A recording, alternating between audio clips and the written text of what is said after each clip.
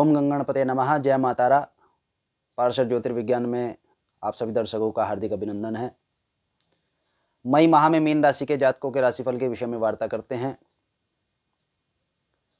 Mean राशि के अधिपति गुरु मीन राशि के जातकों के एकादश स्थान मकर राशि में नीच के विचरण कर रहे हैं तथा गुरु यहाँ 12 मई को वक्री भी होंगे। मकर राशि में ही शनि स्वयग्रही मंगल उच्च राशि के स्थित हैं। आपको इस महालाभ की स्थितियां अनुकूल होंगी। यश पथ प्रदर्शित होगा, मान सम्मान पूर्ण प्राप्त होगा। आपके द्वारा किए गए कार्यों में आपको सफलता, सहयोग तथा सम्मति प्राप्त होगी। चहुं और आपसे संबंधित स्थितियां सकारात्मक होंगी तथा विशेष यहाँ मीन राशि के जातकों के पास यह स्थिति है कि जिस जिस स्थान पर मीन राशि के जातक जाएंगे उस स्थान पे ये समृद्धि का वास करने में भी सक्षम होंगे। इस समय पुण्यशाली आध्यात्मिक मीन राशि के जातक जो महान संत हैं वह वर्तमान में सकारात्मकता के प्रकाश को उज्ज्वलित करने में सक्षम होंगे। द्वितीय स्थान के अधिपति मंगल एकादश स्थान पर ही विचरण कर रहे हैं। 4 मई तक यहाँ विचरण करेंगे। इसके पश्चात द्वादश स्थान में विचरण करेंगे। अतः मीन राशि के जातकों के सामने यहाँ धन के व्यय को लेकर स्थितियां अनुकूल नहीं है।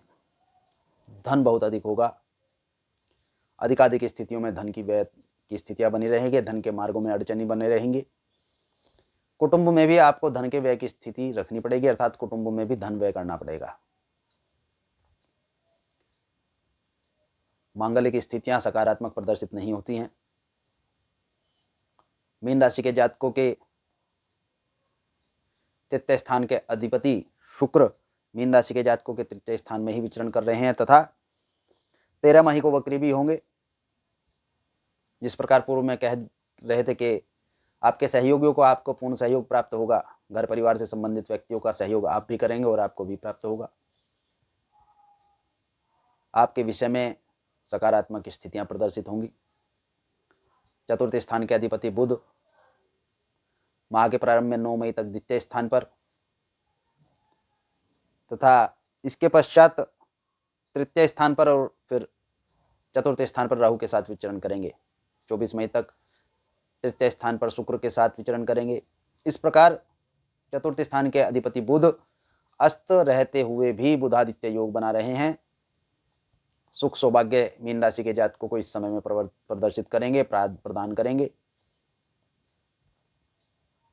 तथा मीन राशि के जातकों को दैत्यमान भी बनाएंगे। मीन राशि के जातकों के पंचम स्थान के अधिपति चंद्रमा पंचम स्थान में ही माह के प्रारंभ में विचरण करेंगे तथा इसके पश्चात पूरे माह भय चक्र का आचरण कर षष्ठम स्थान में विचरण करेंगे, अर्थात सौम्यता बनी रहेगी, मन की शांति बनी रहेगी, उज्ज्वलता बनी रहेगी, सकारात्मकता आपको बनी रहेगी और संतान पक्ष के विषय में भी अधिक चिंता न करते हुए आपकी संतान के विषयों में, स्वभाव में भी सौम्यता तथा निश्चिंतता बनी रहेगी। षष्ठम स्थान के अधिपति सूर्य मीन राशि के जातकों के द्वितीय स्थान पर बुधादित्य योग बना रहे हैं। 14 मई तक यहाँ उच्च के रहेंगे। इसके पश्चात तृतीय स्थान पर चले जाएंगे। तो ऐसी स्थितियों में शत्रु थोड़े उग्र हो सकते हैं, परंतु अधिक चिंता का विषय नहीं है। आप शत्रुओं को परास्त कर पाएंगे।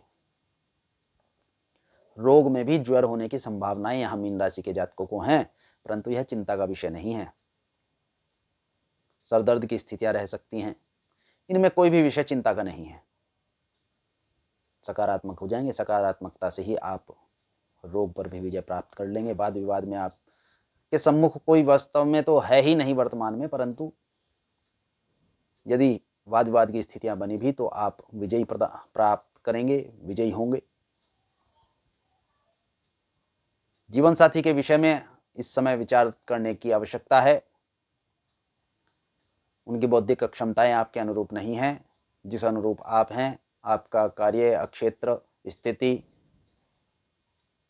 तथा आपका चक्र वातावरणिक चक्र है, वैसे आपके जीवन साथी नहीं है। अतः इस विषय को त्याग दें और उनकी ओर ध्यान दें। मीन राशि के जातकों के सप्तम स्थान के अधिपति बुध हैं और 9 मई तक वह मेष राशि में द्वितीय स्थान में विचरण करेंगे।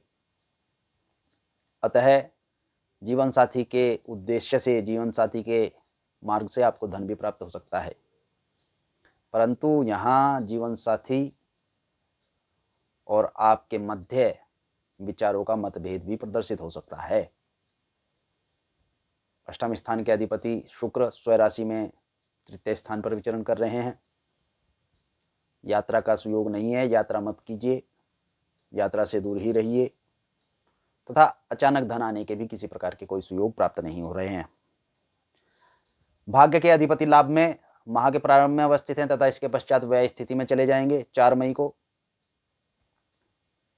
तो भाग्य 4 मई तक जितनी उज्ज्वलता प्राप्त कर सकता है, इसी से पूरे माह में स्थितियां प्रदर्शित होंगी, इसी से पूरे माह में आपकी स्थितियों में अनुकूलता बनेगी। 4 मई के पश्चात कोई नई योजना, नई कार्यान्वितता आपको प्राप्त नहीं होगी। कर्म के अधिपति स्वयं लग्न के अधिपति हैं तथा एकादश स्थान पर विचरण कर रहे हैं नीच के होकर, परंतु यहां वक्री भी होंगे। 12 मई को वक्र स्थिति के होते ही आपके कार्यों के प्रतिफल, आपके कार्यों के प्रतिफल में जो आपको लाभ है, धन है, वह कोष में परिवर्तित होना प्रारंभ हो जाएगा। लाभ की स्थितियां अनुकूल रहेंगी। माह के प्रारंभ में नकारात्मक तथा माह के पहले हफ्ते के पश्चात ही आपको सकारात्मकता प्रदर्शित होनी प्रारंभ हो जाएगी। कार्य योजनाएं बननी शुरू हो जाएंगी तथा उनके अनुरूप क्या लाभ आपको प्राप्त होना है, यह भी निश्चित हो जाएगा। मीन राशि के जातकों के द्वादश स्थान के अधिपति मंगल हैं, जो कि इनके भाग्य स्थान के अधिपति भी हैं। मीन राशि के जातकों के द्वादश स्थान के अधिपति शनि हैं, जो कि इनके लाभ स्थान के भी अधिपति हैं।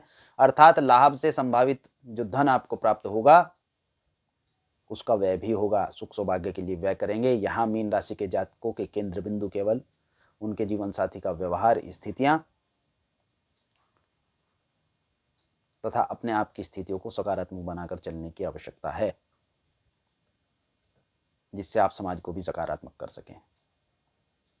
शुभम भवतु। भगवान गणपति तथा मातारा आपका कल्याण करें।